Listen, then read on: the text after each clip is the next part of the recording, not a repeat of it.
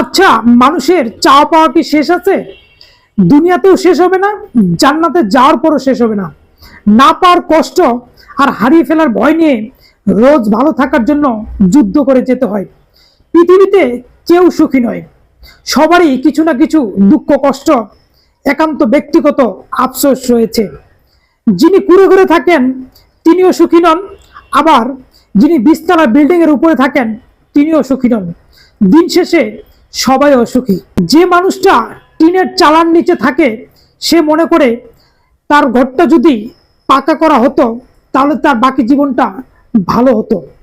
আবার যখন সে পাকা ঘর পেয়ে গেল তখন সে ভাবতেছে তার ঘরটা যদি দোতলা বিল্ডিং করা হতো তাহলে তার বাকি জীবনটা ভালোভাবে কাটতো। এরকম মানুষের চাওয়া পাওয়ার শেষ নেই।